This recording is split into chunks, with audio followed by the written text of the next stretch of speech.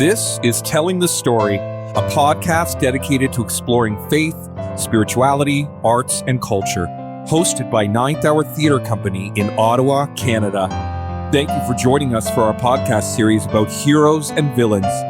Throughout the series, we'll talk with artists and special topical guests, discussing why heroes and villains capture the human need for moral clarity in determining what and who is good and evil. Heroes and villains in stories and literature, in war and conflict, in news and politics, and the ever-changing analysis of who are the heroes and villains in history. What makes our podcast unique is that you'll also get an insider's look into the many artistic and production decisions of a theater company in choosing which stories to tell, and what is involved in putting together a theatrical production.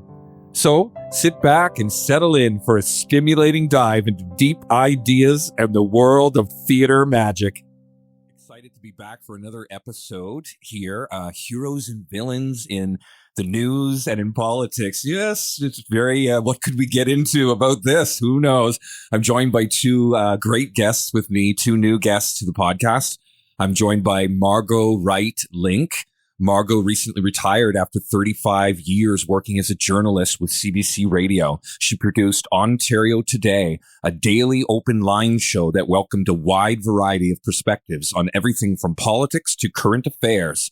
In retirement, she's producing a podcast called Good Books, Big Questions, in partnership with Christian publisher Nav Press, and hanging out with her grandkids.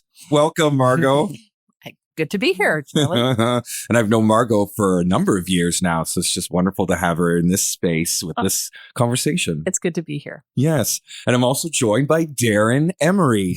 Hello. Hello, DARREN. DARREN has been involved with Ninth Hour on and off since 2011 when he was featured in the off-Broadway musical Children's Letters to God. Now he's on the board of directors 15 years later. He then went on to play Diggory in The Magician's Nephew and Colin in The Secret Garden, as well as worked backstage for a number of productions over the last few years. DARREN studied theater arts at Canterbury High School. Welcome, DARREN. Thank you for having me. It feels so crazy to be back in this space after so long. Huh? It's my first time doing a podcast like this, so it's great to join both you and Margot. Well, wonderful. And I can't wait to get your perspective on news, politics, heroes, villains. Let's start with a fun question. Let's start. What kinds of heroes or villains have you ever dressed up as or pretended to be for Halloween or even just playing around as a kid? Do you remember any of you? Yeah, the first sort of hero, I guess I dressed up as a child would have been Peter Pan. Yes. I don't really remember that time because it would have been like the ages of 3 to 5. But I know I did it because I can see it in old VHS tapes that my parents recorded me. Wow. So every Halloween, I think I would dress up as Peter Pan because I was just obsessed with him. Every Halloween. Almost, yeah, until I grew out of Peter Pan, I guess. Right. And then moved on to another thing, I guess Star Wars or something. Ironically, like that. Peter Pan, the boy that never wants to grow up. Exactly. And you just continued to be Peter Pan every year. Yeah, exactly. But I think that's what spoke to me about him is that he's sort of like the protector of the innocents. He's for the kids versus the adults. And I mean, he has flaws himself, right? Yes. I mean, he doesn't have the emotional maturity of an adult. He never wants to face adulthood. I mean, he never wants to grow up, like you said. But as a kid, I mean, of such a young age, that's what spoke to me. And now as an adult, obviously, I wouldn't be accepted by Peter Pan because, I mean, he doesn't let adults into his club. That's right. The Lost Boys. That's right. So yeah, I that was a big one for me when I was a kid. Yeah, and I like how you put like he's like a hero but with flaws. Exactly. Yeah, no, it's interesting, and we talked about that in previous episodes about the rough around the edges type hero. Yeah. What about you, Margot? Do you remember any times you've dressed up? Way back. No. So when I dressed up for Halloween, I was typically going for the goofy look. So not a hero, not a villain. Okay. My sister, however, in the fall of 1970, so that's a long time ago, dressed up as a member of the FLQ. Oh my God. So, Wow. Yeah, so that was the October crisis. Wow. What would that even look like to dress up that way? She might have had a mask, and she turned a sweatshirt inside out with the letters FLQ. Wow. And for those in our audience who don't remember that far back, at that point in Canada, a separatist group in Quebec had kidnapped a Quebec cabinet minister and a British diplomat, and that by that point they had murdered the Quebec cabinet minister. His body was left in the back of a trunk. Right. Oh my heavens. And I don't know what she was thinking when she wanted to be that. Yeah, she went all out there. But it was actually the first news event that I remember, like actually happening at that time. Oh wow! That's funny how when we're kids, how certain news events they reach you and something's going on. Everyone's talking about it. And then most of the news, of course, you don't care about as a kid. You shouldn't. You shouldn't. But that one was scary. Yeah. That was the one. That was the War Measures Act was even invoked, I think, right? In Quebec, at least in Quebec, at the very least. Yeah. Tanks in the streets. Yeah, people remember. Here in Ottawa, I think my dad remembers that. Yeah, I believe so. Wow. Well, that gets us off rolling to a start of heroes and villains in the news and politics. Thank you, Margot, for bringing that in. You tied that in really well there. With the transition. And we're going to have to talk to your sister later. Don't even tell her. Previous episodes, we talked about the question, the idea of whether heroes and villains are nothing more than social constructs, completely invented, made up, created, people put on pedestals or people raked to the coals in a manufactured way. And that's how people need to see the world or need to see people in a sort of black and white way. And then some of my other guests were sort of pushing back a bit that we need that. We need that structure. We need to be able to say when someone's a hero, when someone's a villain, or more so when their acts are heroic or villainous. Another one of my guests talked about it's not the people, it's not the acts, it's the ideas they hold and what stems from that. And he was talking throughout history about, there's heroes and villains on both sides of a conflict, but the idea itself is what comes through in the end as to whether it was a good thing that they were fighting for or not. So I guess I want to ask you guys what you think about this idea of heroes and villains being a social construct, or is it something a bit more absolute and objective? What do you think, Margot? Well, I'll just sort of put ourselves in sort of a newsroom for a minute. I mean, most of the people that we cover in the news are like the rest of humanity. They are varying shades of gray, right? And so heroes and villains are generally kind of black and white. But I do actually think there are real villains and real heroes, and that in a society that respects the rule of law, that it is important to call out the real villains, and to hold up the real heroes, the heroes that sort of stand up for what is right. But I could name off a whole pile of villains in the news, and it would be very clear, that Robert Pickton, who murdered 26 sex trade workers in Vancouver, is a villain, right? Jeffrey Epstein, a villain, right? Tommy Douglas was a villain at the time, but he's actually considered a hero. Remind me who that is again? Tommy Douglas is the father of Medicare in Canada. Oh. He fought for universal health care. Oh, and it's interesting what you said, because we talked about that too, that over time, how one is viewed as either a hero or villain can shift and change. Yeah, well, the medical establishment pushed back really hard. There were doctors marching in the streets back when he was trying to bring in universal health care. Wow. What do you think, Darren, about this idea of social construct? Or maybe it's clear in certain cases, as Margaret was pointing out. Yeah, I think maybe it's more clear or easier to define what a villain is.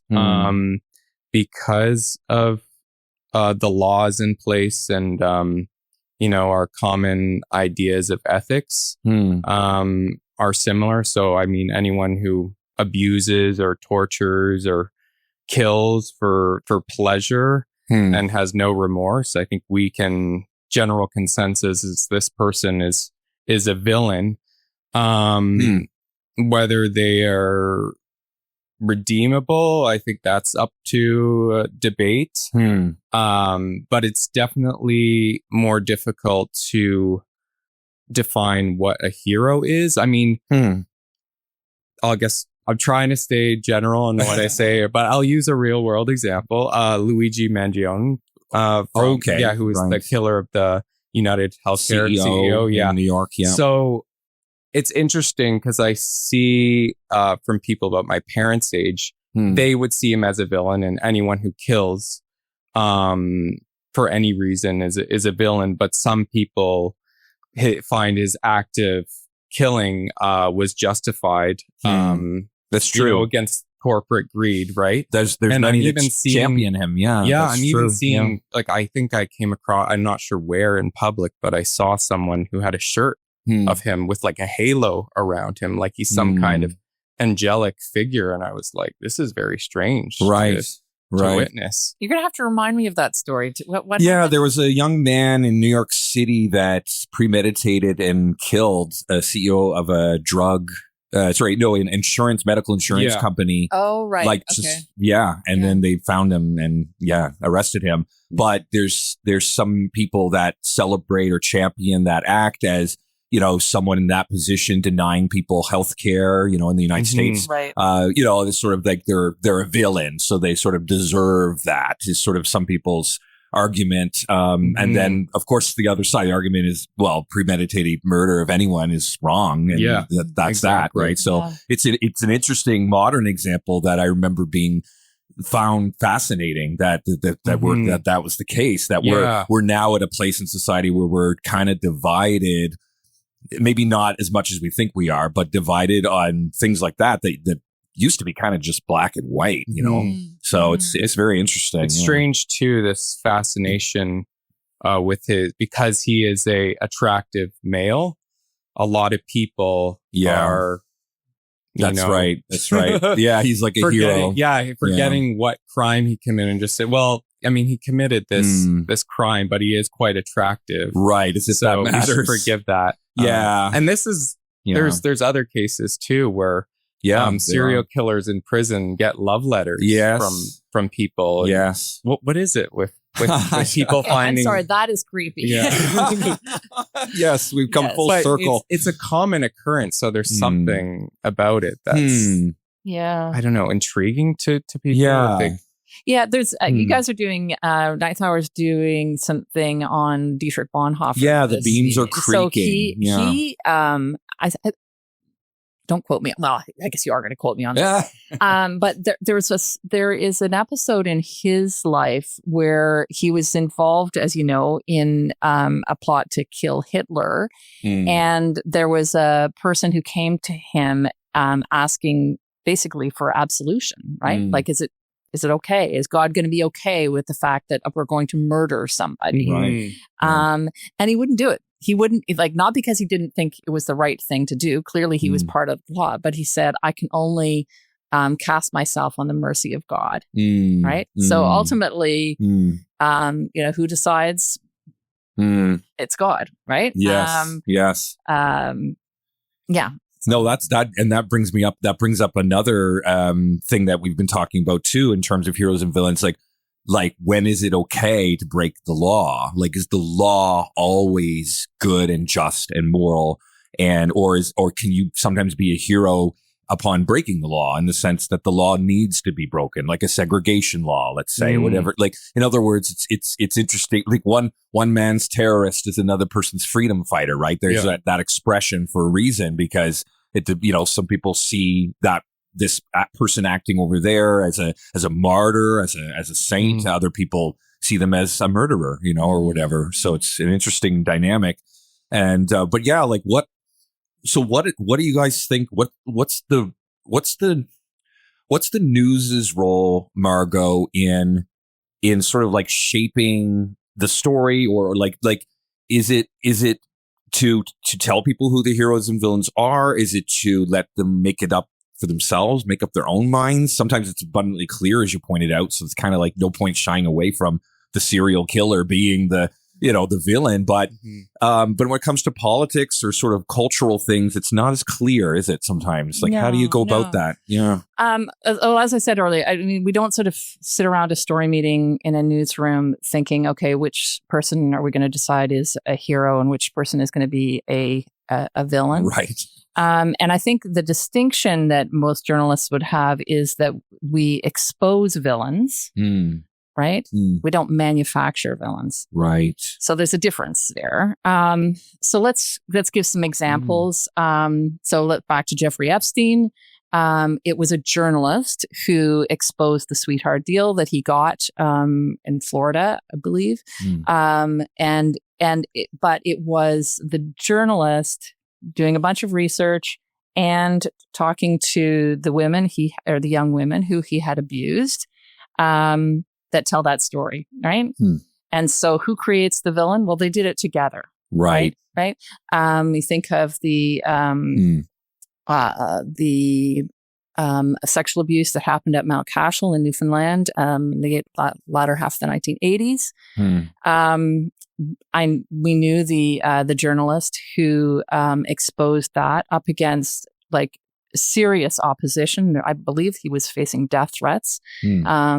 Because the main newspaper in St. John's, Newfoundland, would not run the story, and he was having to meet these young men who'd been abused as children at a Catholic orphanage, in the dark at night. And so, who toppled the Catholic Church in Newfoundland from how it was held up in esteem? It was those broken men, right? It was their bravery in speaking to Philip Lee, the journalist who told those stories. But it was a huge thing at that point, right? There weren't big stories about child sexual abuse until that. That broke the lid off of it. Like in Canada or just anywhere. I mean, it was a taboo topic that people didn't want to especially against little boys. Right. Yeah.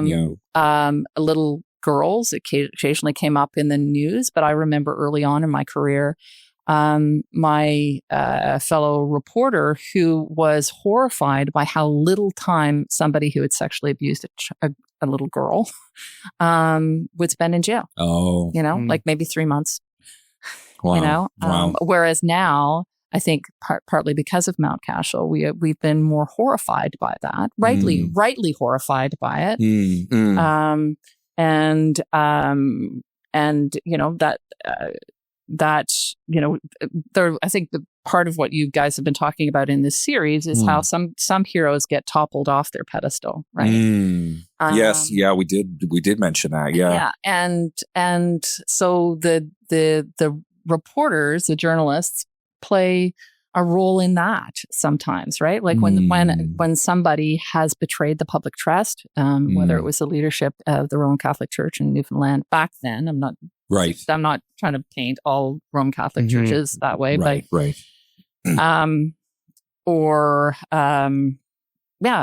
you guys have been talking about Sir John A., for example, as well. Also somewhat toppled off a pedestal. Yes. Rough around the edges type historical figures. Yes. Yeah.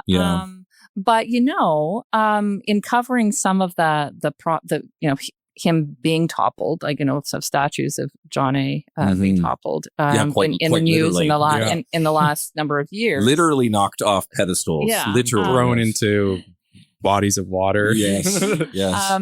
I remember coming across a contemporary cartoon of Sir John A. Like when he was prime minister. Oh, really? Not making fun of, but it was a cartoon accusing him of starving Indigenous people to death. Oh my! So it's not like people back then didn't know that he had that. Interesting. Right? Interesting. Right? It wasn't until more currently that we took it more seriously, right? Yeah, I wonder, like, sometimes if after the heat and the dust settles on something like an event in history, it's easier to look back, right? Especially if you weren't part of it, it's easy to look back and be like, whoa, what happened here? But in the moment, I love that example you brought up. In the moment, it's like, clearly people are kind of aware, but but there's a greater political force or greater cultural force or policy movement that overrides the disgust or the horror at what's happening. There's just sort of like shutting your eyes, turning a blind eye to it because maybe there's something being sold to you as a greater good or something maybe that doesn't make you act on it. I don't know, Yeah. Darren, when you were in school, how was Sir John A? There's just for the audience here. There's a big difference in the ages between Darren and me. I was born in the early 1960s, and Darren is probably about my son's age. Yeah. So, how was Sir John A. Macdonald portrayed in your school? Was he a hero? I don't know. I do remember reading, it was like a comic book esque thing about Sir John A. Macdonald. Well, it was telling the history of, I guess, his time as Prime Minister of Canada, or even his childhood and his life, pretty much. But it was in comic book form, so it was easy for children to digest, like myself, who was probably 8 at the time. But I remember it definitely did wash over his relationship with the Indigenous of Canada. And I do remember there was a passage where it said it was like a picture of him sitting at like a fire with them, and he's learning their language and really just getting along with them well. So it was definitely sort of a brushed over part of or censored, I guess, part of his history. And then as I got into high school, I think that's when I started realizing, he actually did quite a bit of bad things. Yeah.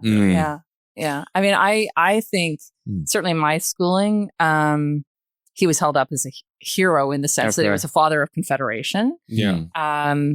And being on the $10. And Indigenous bill. People were rarely talked about in my history class growing up. Right. And just as a journalist, sort of watching how that evolved over the last, over the course of my lifetime,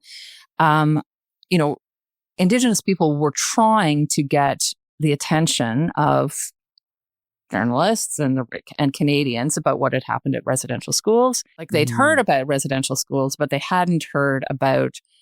They weren't struck by the death that had happened there and the abuse that had happened there. And this goes back to how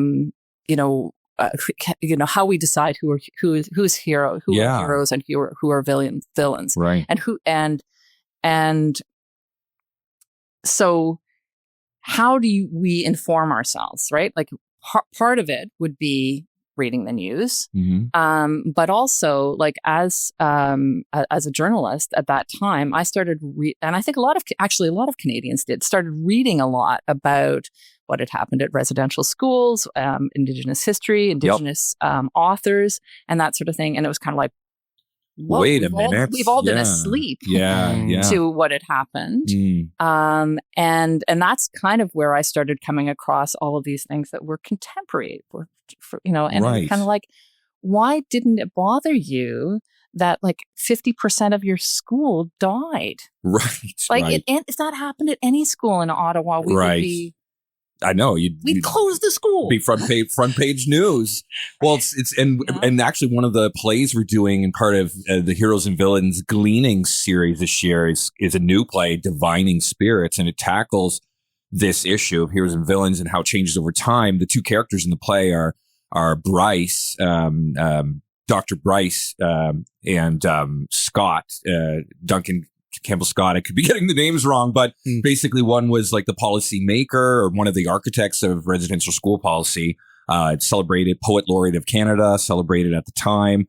Now despised as a villain in history, but at the time a complete hero. And the other was the whistleblower, the doctor visiting and saying, hey, there's a lot of tuberculosis here, and no one would listen to him. And now he's widely accepted as a hero, even though at the time not recognized as such. So this play sort of like deals with them encountering each other in the afterlife as sort of a fictional philosophical, like what if they met, and let's see those arguments lived out between them from some of their own words, some of their own writings and stuff. So it's going to be interesting. We're doing that in September, but like this idea. So let me ask you guys this. So it's like, it strikes me that most people, and this is a bigger topic too, that we've talked about in other episodes as well.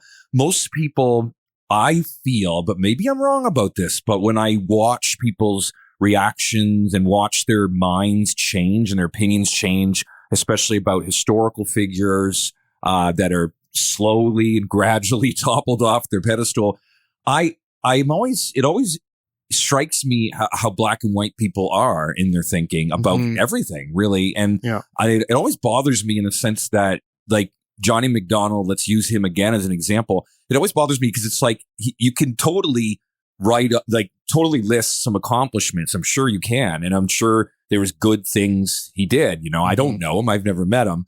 But you could also list bad things. So it's like, but I don't know why we have to pick one or the other. Why can't we just see people in history and today with complexity? And why should we judge people in history with our values of today?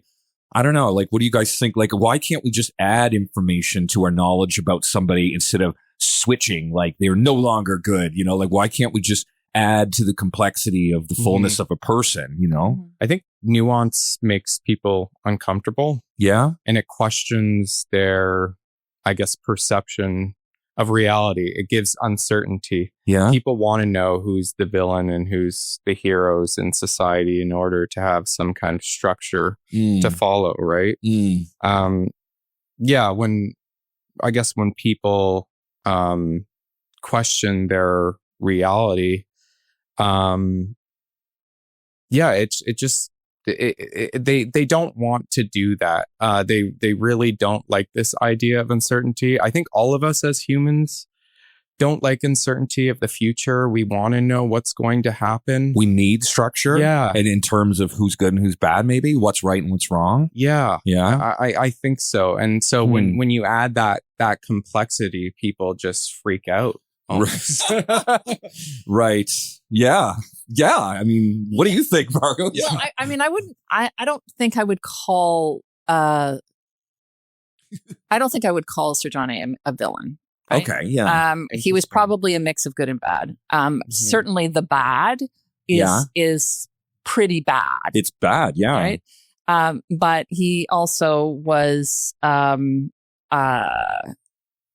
he's also a founder of our country. Right? Yeah. And believed in that. He was probably a racist. Probably. Right? And you guys have talked about Churchill. I'm sure everyone was. Yeah. Churchill, right? Yeah. Churchill was a racist as well, right? He was quite comfortable, interacting with other former colonies that were white. Right. But his attitude toward India, for example, would have been very different. I know. And I call these the rough around the edges, historic, people. Toppled off to the pedestal. But I mean, I still think of Churchill as a hero. I don't, a very, a flawed hero in many ways. Yeah. Like Peter Pan. And I don't think of Sir John as a hero either. Yeah.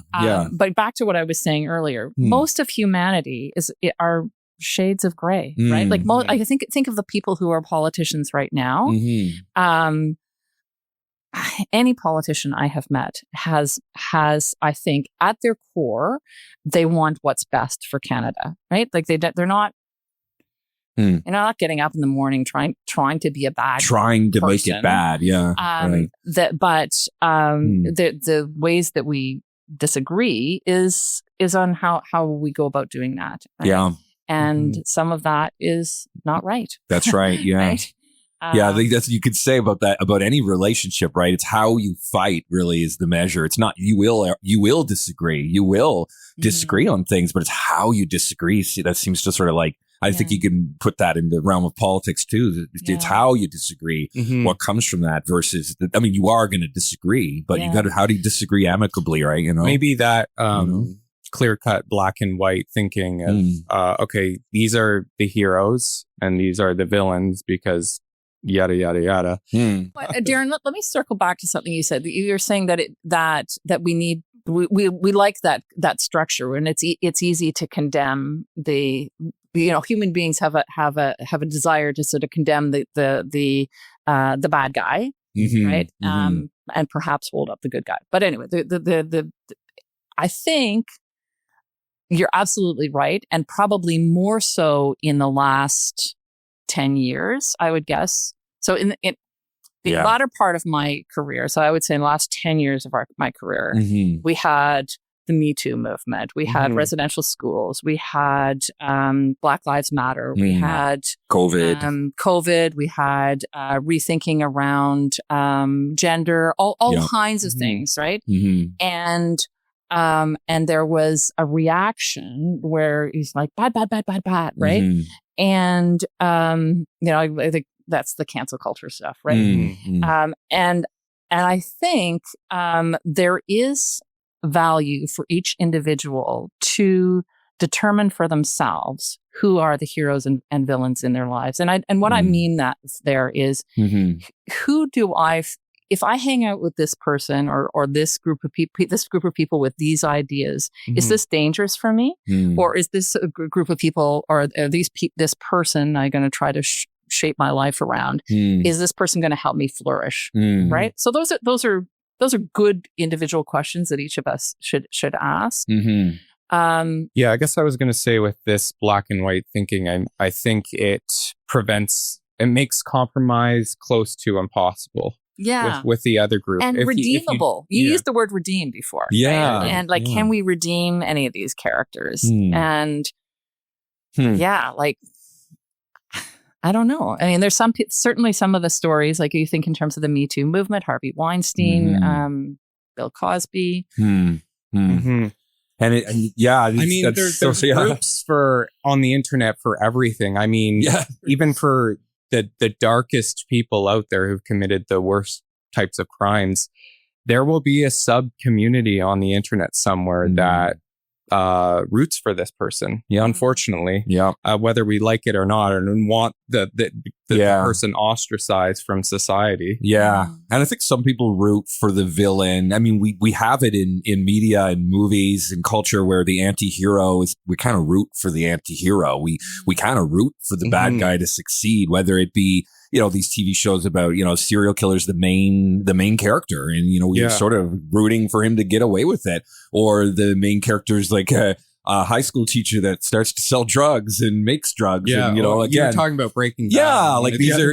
These are great examples of the anti-hero, and you can't help but get entwined with the story and want them to succeed at their villainous acts in a bizarre, twisted, weird way. So I do think, though, in real life, picking up on what you were saying, Darren, I think a lot of people also, in a way, sort of like they defend villains or cheer for villains out of a sense of rebellion against societal norms, out of a sort of middle finger to the parental patriarchy, a sort of you tell me I can't like this person and that they're a villain. Well, I'll show you. I'm going to celebrate them. Some people are like that. They always like to play the devil's advocate. Like, everyone else is thinking this way. I'm going to think the opposite because it's unpopular. Exactly. And I think we see a lot of that with some reinvention of history and things like that. And then what you were saying too, Margot, about, so we're back to the news about it's sort of like, and you mentioned, the Me Too movement, things like that, the sort of like the news revealing these things, exposing these things that were always there. Like, you didn't create the villains in Me Too movements. They were finally exposed. So that's interesting. But also too, like you guys were talking, I was just thinking too, like, I'm a curious person. So if the news tells me this person's bad or this politician in this country's bad or whatever. I kind of want to know now what they've said. Like, I kind of want to know why you're telling me they're bad, and I want to make up my own mind. But I do find I'm more of the exception. I don't find that it doesn't seem like a lot of people will take the time to research it themselves. They maybe just like being told what's good and bad and who's good and bad. A lot of religion sometimes can be reduced to that. Like, just tell me how to get to God. Just tell me what I can do to be saved. Just tell me, what's good and bad. And instead of working through like the issues, I feel sometimes like information needs to be like worked through and digested, and news can be trusted, but it can also be questioned. I don't know, right? I mean, what do you, absolutely. That brings a couple of stories to mind. Yeah, I bet. But we were talking about the individual responsibility to figure out who is good and who is bad. Yeah, right? yeah. So I have a friend who is a retired brigadier general who reads 2 paper newspapers every day. The full newspaper. The newspaper. And 2 of them. Good for that. Whoa. And I asked him what, and I was like, wow, it's better than most journalists I know. And I said, why? And he said, I have 3 reasons. One, he said, if the world is about to blow up, I'd like to know about it in advance. Number 2, I want to know how to act and how to vote. And number 3, and this is the one that just so struck me, he said, I want to know when to call bullshit. And and if you are not regularly reading the news, regularly reading further to find out what the person actually said, right? Hearing both sides, then how do you know when you read something on social media or hear a quote from one politician or another? Right. How do you know when to know it's a lie? Yeah, I know. Right? And they're out there. The lies are out there. Yeah. But if you're not paying attention regularly, I don't know how you do that, right? Like, if you're a citizen of a country and you are, and this is one of the roles of journalism is to help people know how to vote, right? If you're a citizen of a country, how can you know what's best for the country if you're not paying attention, and digging deep? I know on another podcast, you were talking about confirmation bias. And now with the advent of technology and algorithms, you're sort of fed what you want to believe. And you'd have to kind of trick the algorithm into seeking out things that contradict your belief. But take this with a grain of salt. But I think even if you seek out the things that contradict your own belief, the comment section, if you dig into comment sections of like forums, articles, videos, they will be sorted based on what your belief is or what demographic they comment put you section in. Yeah. Wow. They're sorted. So if you're watching something, let's say you're a very left-wing person. Sure. I'm sorry. I'm going to use the 2 binaries. Use it for right wing, left wing. Yeah, use You're it for a very example. left wing person. Sure.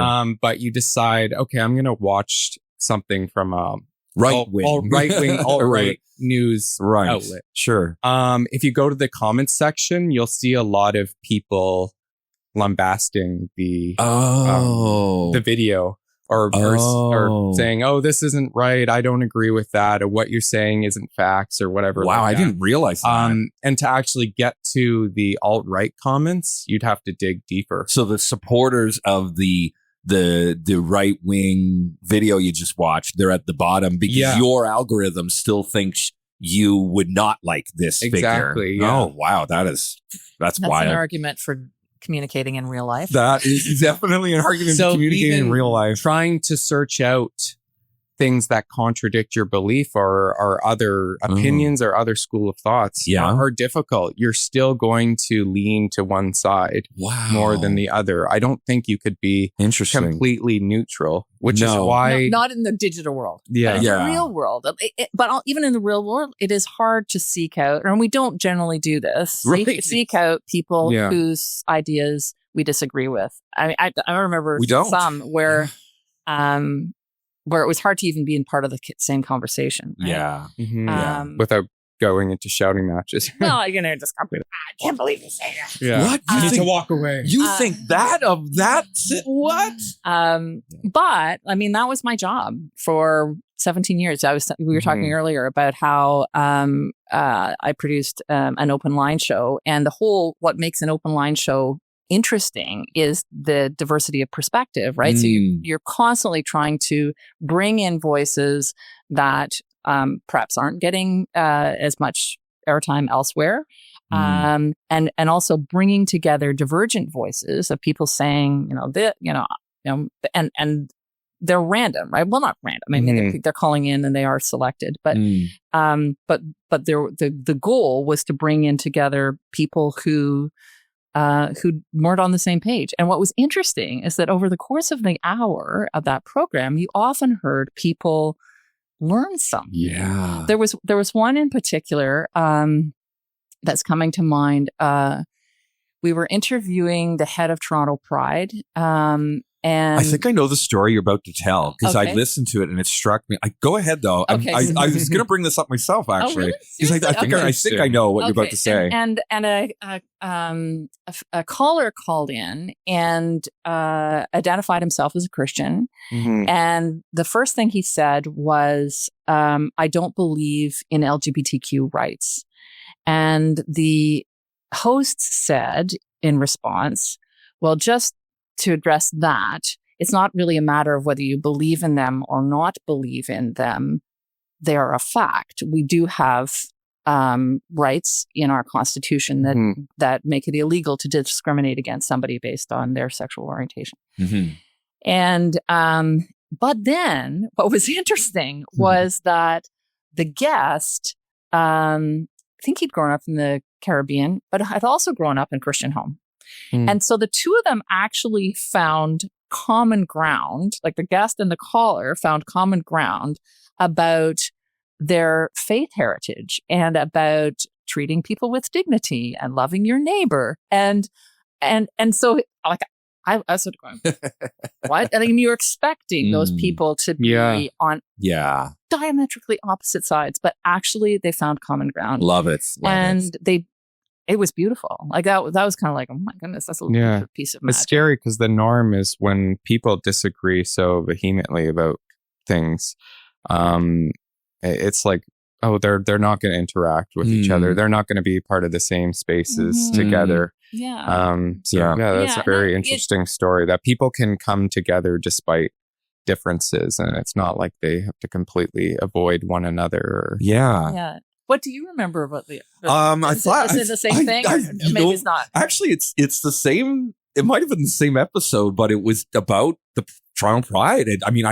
But it was a different story, and it was something shocking that someone said about why we need the parade. And I remember being shocked by that. Like it was a good argument as to why.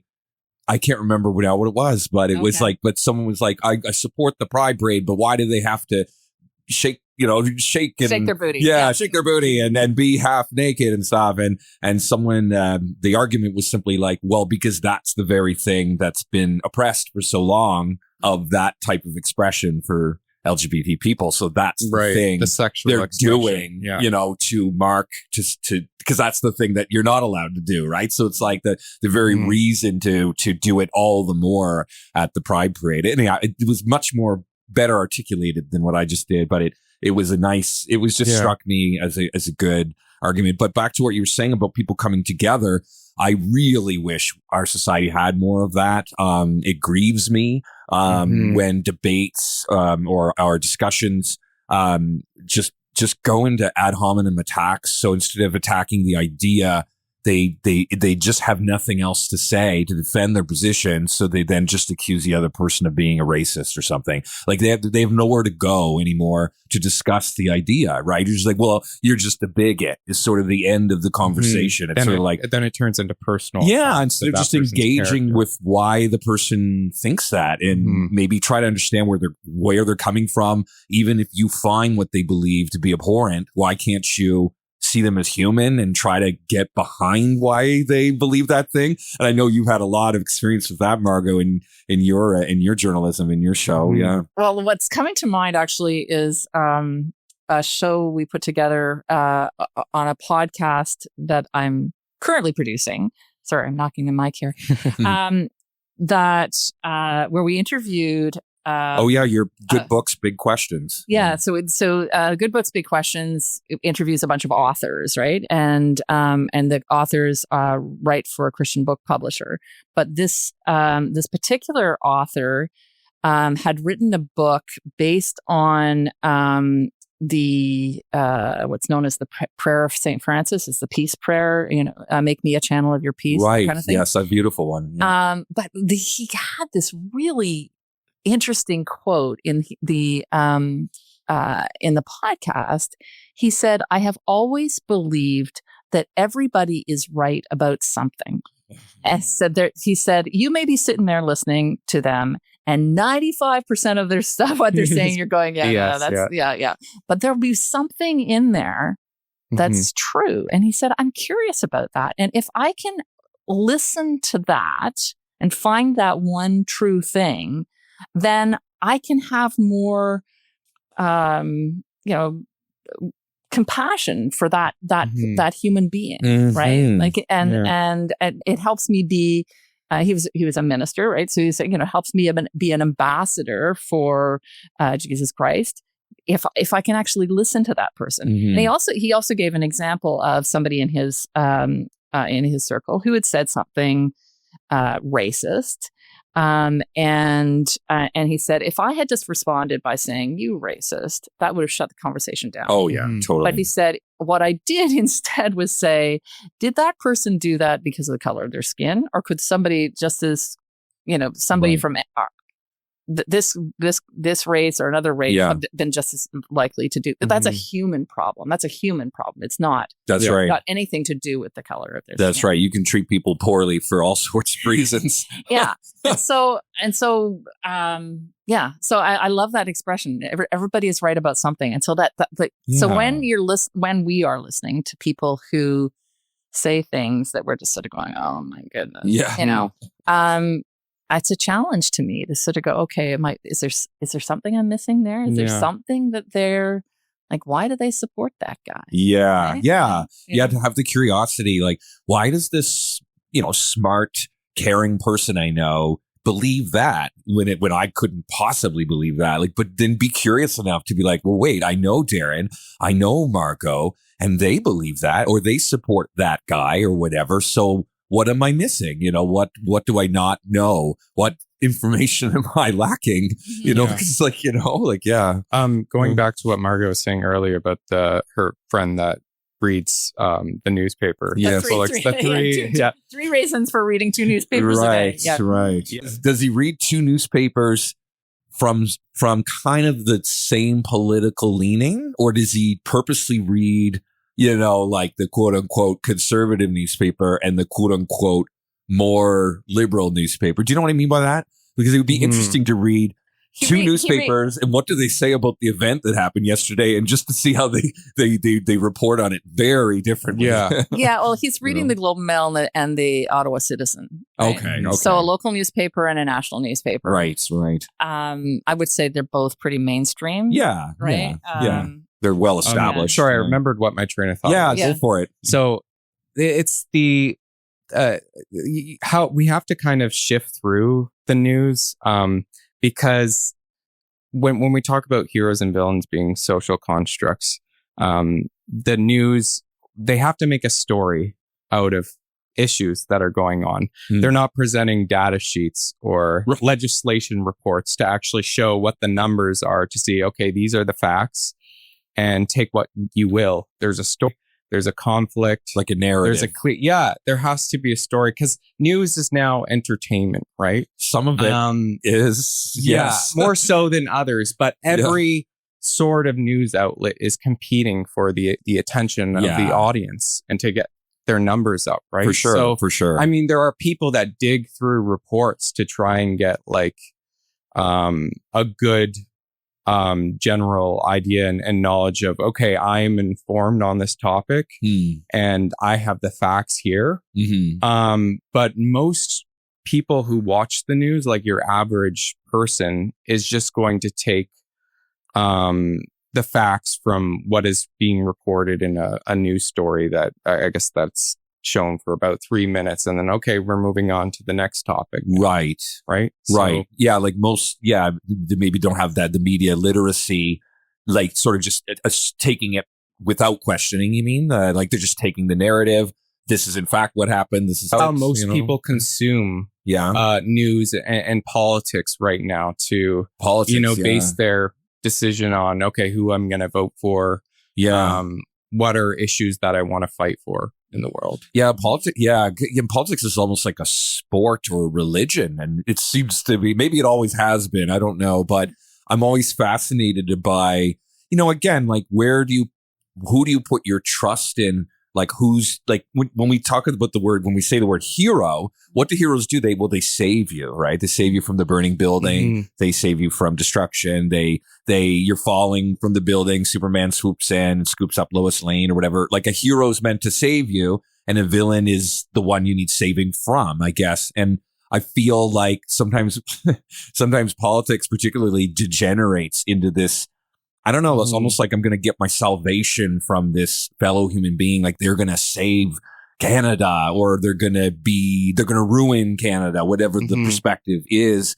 And it's the sort of like, almost in some sense, I feel like we put way too much like emotional stakes in politicians, like as if there are like savior or something, and they have their role in society, but sometimes maybe we're too emotionally, almost in like a religious sense. Like, I think how dare you talk about my God that way? Like we get super defensive and stuff. I don't know. There's some semblance in truth. And well, it's interesting because earlier you said we don't manufacture villains, but in my mind I was thinking, but I guess we kind of do.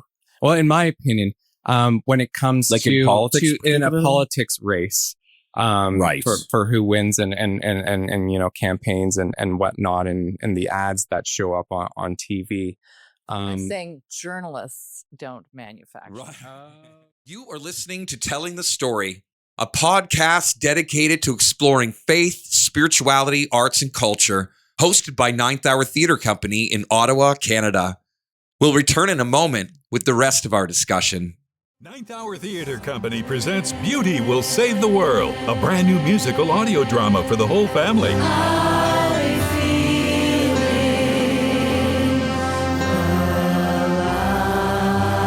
Embark on a seafaring adventure and thought-provoking cautionary tale about the importance of passing on beauty to the younger generation, where relationships once lost are found again, when tested to choose what they stand for and who they will stand with. Beauty will save the world!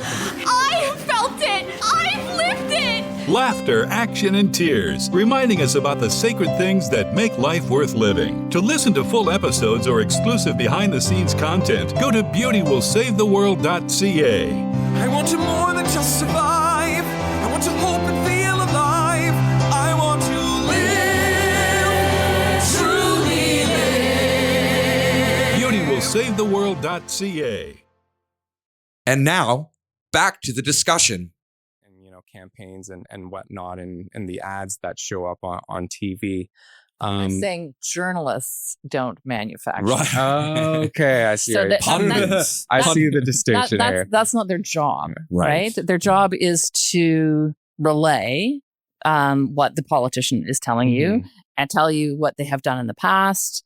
And then again, let you decide. I want to go back to something you were saying earlier about most people sort of take it at face value, and I actually no. It's hard for me to sort of put myself in the role of somebody who hasn't spent their life in journalism. Yeah, but like even as like a brand new J student, I remember balling up my socks and throwing them at the TV because I thought, oh no, that's nothing. I disagree. Yeah. I disagreed. Right. Right. And I think,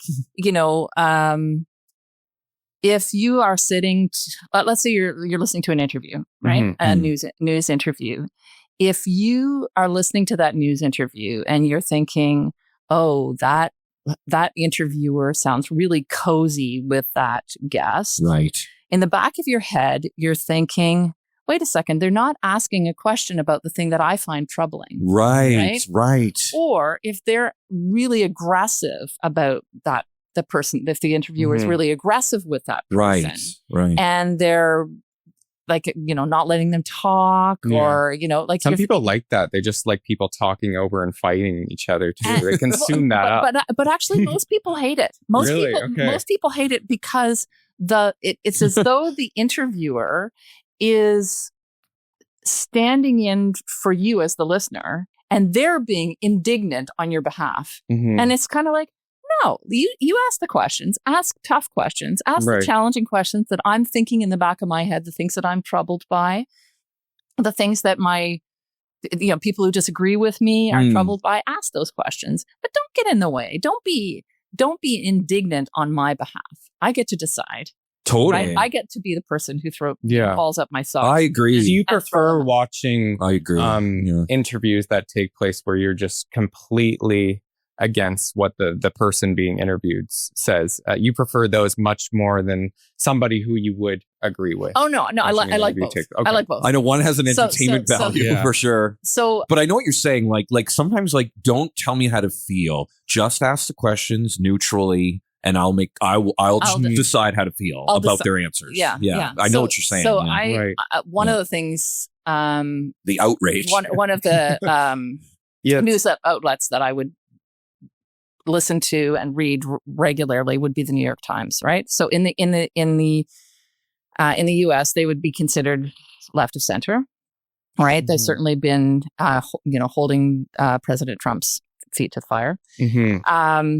But their podcasts have people who are left of center, like Ezra Klein, and right of center, like oh my goodness, Ross Dufelt. I was going to talk about what were those shows in the 90s that got really popular, where it's like, you're not the father of the baby, and then the crowd cheers or whatever. Do you know like talk shows like Maury, Jerry Springer. Jerry Springer, exactly. And I find shock value. Yeah, very shock. Yeah. So interviews like that where people, I mean, I know you were saying, well, I don't like, and most people don't like interviews where people are talking over one another because you can't actually hear what people are saying and what their points are. Yeah. But some people are just, like, I know some people that love those kinds of shows, like Jerry Springer, even though it's not real, they think it's real. Yeah. Or when it happens in real life and people are just fighting, they love to see the emotion of it. I don't care what the points these people are making. I want to see one of them punch the other. Yeah. They love the outrage. They love the name calling. Yeah. They're seeing politics and cultural issues like almost like a sport, like a boxing match. Yeah. And they really like, my guy's winning, or, so-and-so got demolished. So-and-so was destroyed in that interview. Yeah. Like, they're destroyed. Despite this sort there of being language. no substance in what they're actually saying. Yeah. Okay, so let me go back to the person. So I was talking about two different interviewers that have podcasts on the New York Times, right? Right. So one is Ross Dufelt, who is right of center, Roman Catholic. And his podcast is called Interesting Times. And he intentionally interviews people who are right of center. And from time to time, he disagrees with them, but he can do it so calmly, right? And I just sort of go, okay, this is, it's interesting. It's actually interesting to hear people disagree calmly. I found it in the workplace too. I remember fairly early on when I was a new producer, being the one in charge saying, this is what we're going to do. And a fellow journalist saying, I disagree, but she did it totally. In a very professional manner. Calmly. Yeah. And I was like, okay, it's okay to disagree. Yeah. That's it. And anyway, that's where I was going. Yeah, and we were talking about that earlier, right? Like it's hard to expose yourself to ideas or points of view that you vehemently disagree with. It's hard to be calm in face of it. It's hard to, you're outraged. You can't believe this person would even say this. And it's very challenging to calmly investigate where or we're watch coming further. from. Some people are like, I'm not going to watch this media outlet. I'm getting anxiety from it. I'm changing to the one I like, where it only talks about the things I like. Right. My perspective. That soothing sort of, they're telling me everything I want to hear. Sort of, or whatever. Exactly. Like, there's a lot of that going on, sort of echo chamber, it's soothing. stuff. It's comfortable for the person. Yeah. Yeah. No, it really is. This is reminding me of a time during the pandemic and the convoy, the truckers convoy in Ottawa. That wasn't divisive at all. Well, one of the things that the news, as far as I know, never reported on was how the protesters treated some of the journalists. So I had colleagues who were spat on. I had colleagues who were called racial slurs I had never even heard before. They were so awful. But we chose not to ever publish that stuff. Right. And the reason for that was that we weren't the story. Right. Don't become the story. The journalists are there to tell the story of what these protesters want. They were opposed to pandemic restrictions and what the government wanted. That was the story, right? But it's hard to come back into the office after somebody has done that, or once you've heard that that somebody has treated a colleague that way, to not feel angry. Yeah. Right? There were people in that building who felt angry, are angry on behalf of their colleagues, right? And they're right there, and it's easy to then lump the whole movement, like they're all that way. It would be easy to conclude, But what I saw was, and I was part of it, was we were doing our very, very best to try to reflect all of those perspectives, the perspective of the protesters and the perspective of the government.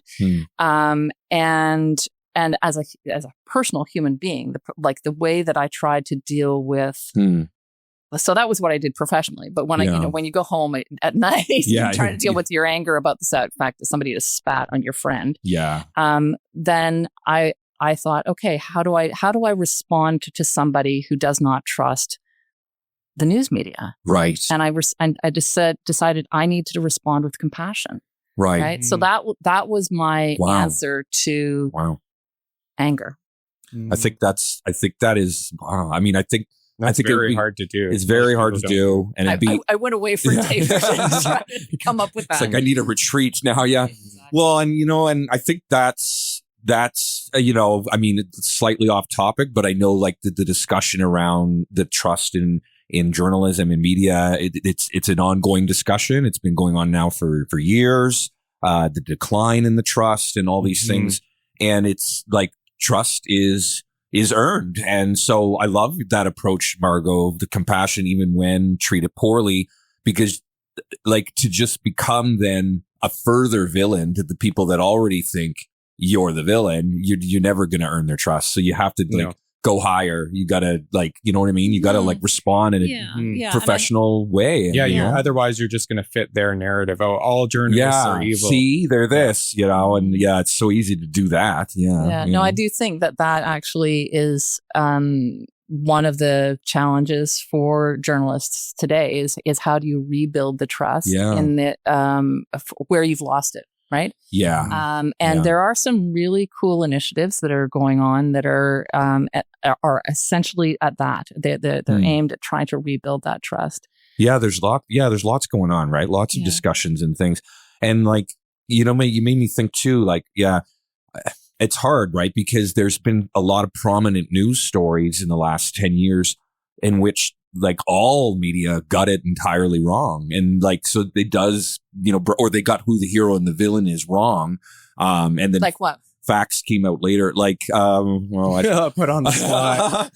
Certain, I guess, hoaxes, certain things that occur where you want to jump to the defense of the person reporting that this happened to them, but then facts come in that or maybe criminal cases where somebody, it's an innocent mother. Oh, my child was snatched and killed, but it ends up being, the mother actually killed their child. I'm just using a generic. So there's an expression in they jump too quickly to label the hero and villain, saying, the mother is actually the victim. She lost. It's not all journalists. No. I'm not being defensive. There's a term about journalism being the first draft of history.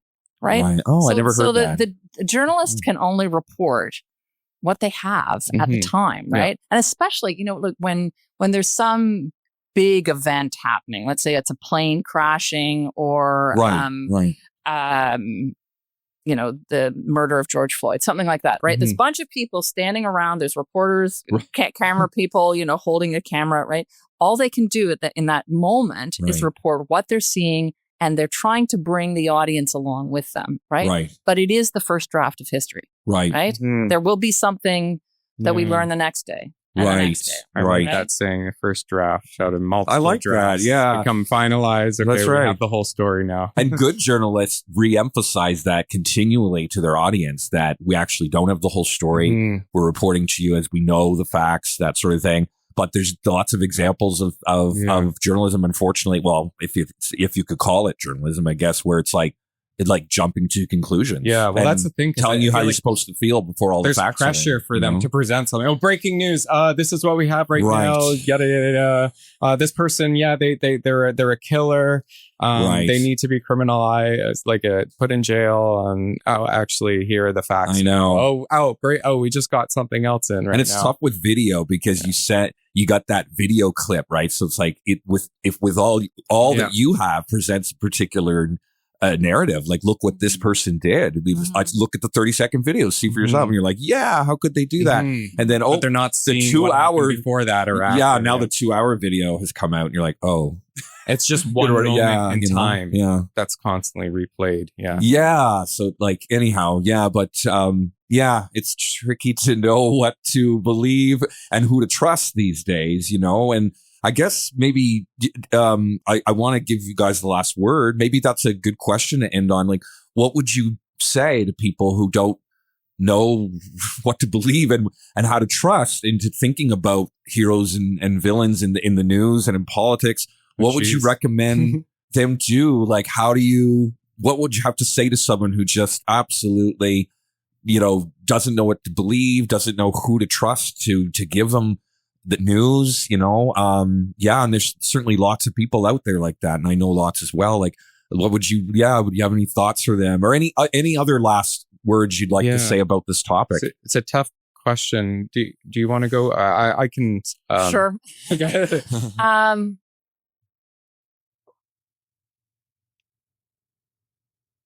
Let me think about this. Because I guess I can start with, I'm not sure if it will be that intellectual, but because I know a lot, this has been discussed in other podcasts as well with different guests about do we need heroes and villains when in stories that are presented to children, because children need structure, and then once they age, we sort of age out of these two binaries and say, well, there's more nuance when it comes to heroes and villains. A hero can also be a villain. Like, I know the first time when I sort of discovered that was when I was maybe about 8, because I know Adam, who was on, said that his favorite villain was Darth Vader. Well, it was interesting because my favorite hero is Anakin Skywalker, who ends up becoming Darth Vader, the villain. Right. Oh, that's so true.